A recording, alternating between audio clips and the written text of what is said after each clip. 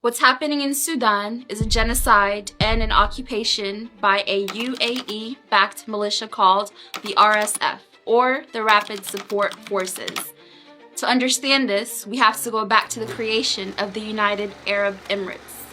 The United Arab Emirates, or UAE, was formed in 1971 by direct intervention of the United States. Like Israel, the UAE was built up as a client state to secure Western interests and dominance in the Middle East. In exchange for protecting U.S. oil routes and acting as a regional enforcer, the Emirati royal families got to enjoy a life of immense luxury.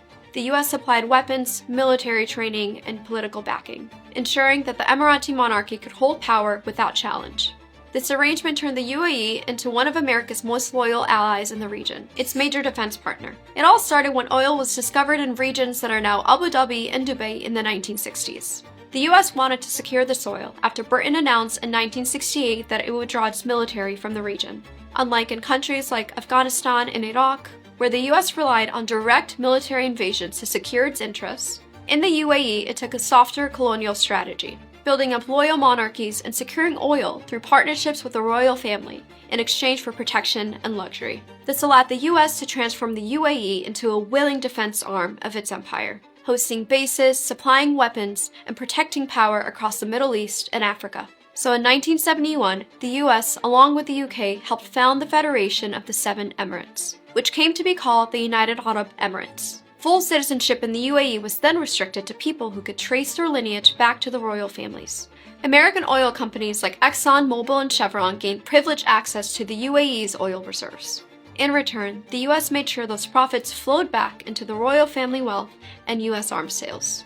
The UAE quickly took a page out of the neo-colonial playbook and sought to expand as an empire through the pillaging of the African continent.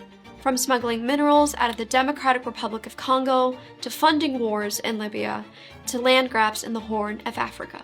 Emirati elites have treated the continent as a backyard for extraction and profit. Meanwhile, in Sudan, people were rising up against a corrupt regime.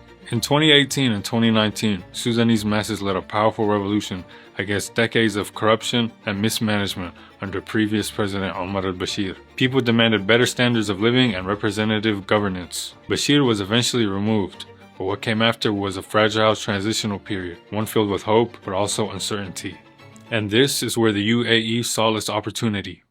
In 2023, the UAE took advantage of this political power vacuum. It poured weapons, money, fighters, and political backing into the Rapid Support Forces, or the RSF, a private militia stemming out of a previous militia alliance called the Janjaweed. The RSF launched a violent campaign to seize Sudan by force, turning people's anger at their government into fuel for its occupation.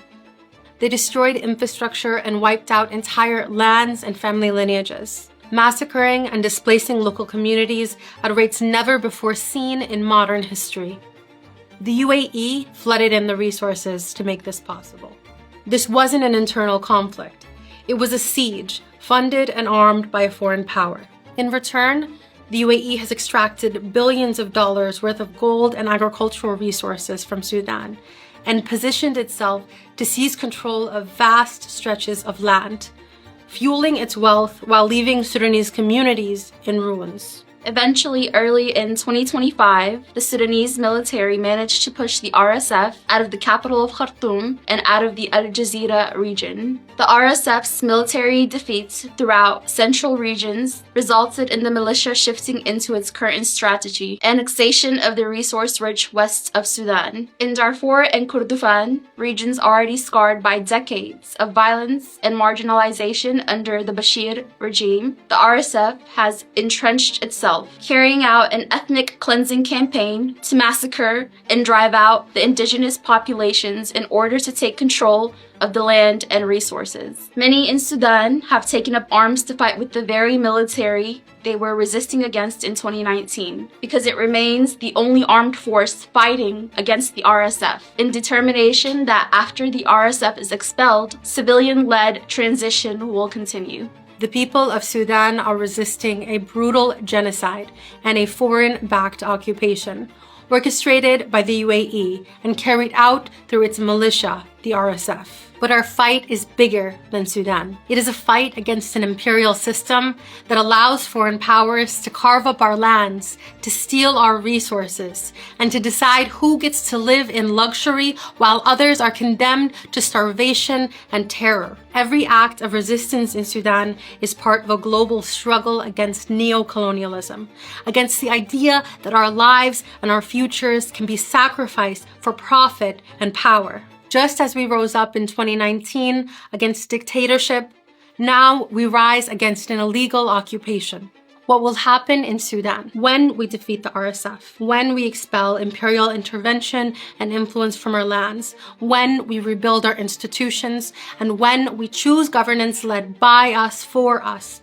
It will be a blueprint for liberation from neo-colonialism in the 21st century, forged in the face of the greatest crisis in modern history.